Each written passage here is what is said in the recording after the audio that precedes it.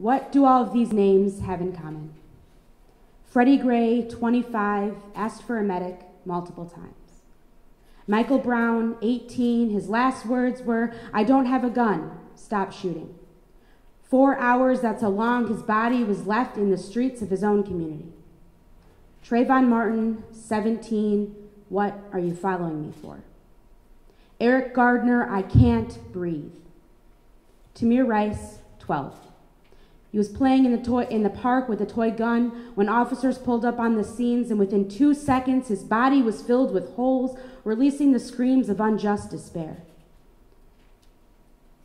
Filiandro Castiel, pulled over for a broken headlight, shot. In front of his girlfriend and in front of a 4-year-old child. Terrence Crutcher, his car was broken down. His hands were in the air when he fell to the ground. What do all of these names have in common? They are all Black individuals who are killed by police, and that is just to name a few. You are 7 times more likely to be shot by a cop if you are Black than if you are white. Since Michael Brown's death on August 9th, 2014, more than 30 unarmed African Americans have been killed by police.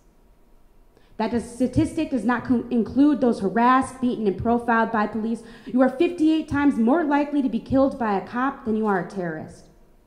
Yet we fear the foreign threat more, because no one wants to believe that the ones who are supposed to serve and protect us are the ones doing all the killings. I've always wondered what George Zimmerman thought he saw that night, because all it was a young boy walking home. Did his Arizona iced tea and the Skittles become one with the blood seeping out on the ground? Did his guns send sounds of vibrating sound waves, sounds of screams of another Black individual killed for a certain skin color?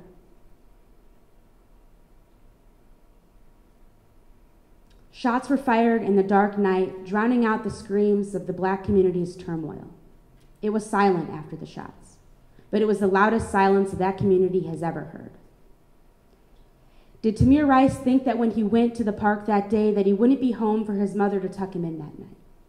Think that he wouldn't be home to get another bedtime story, to hear one last time his mother say, "I love you"? Because when officers pulled up the scene, within 1.2 seconds, his body was filled with holes. And dispatch did not inform the officers that he was a juvenile and that the gun was probably fake. When we were young, we all dreamed of growing up.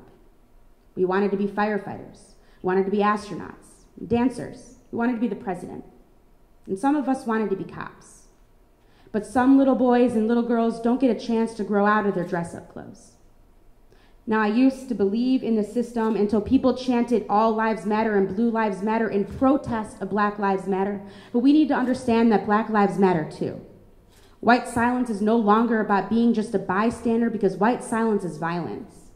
Now, don't get me wrong, I'm not standing up here saying that all cops are bad. I bet we have met great cops who are projections of the cops that we wanted to grow up so badly to be. Cops who are frustrated by other cops who do bad things because it gives all cops a bad name. It makes a system of cynical, cyclical violence, and when you turn on the news again and again, and there's another killing of an unarmed individual, it starts to get blurry. It's hard to distinguish between the good cops and the bad cops, the cops that we wanted to be.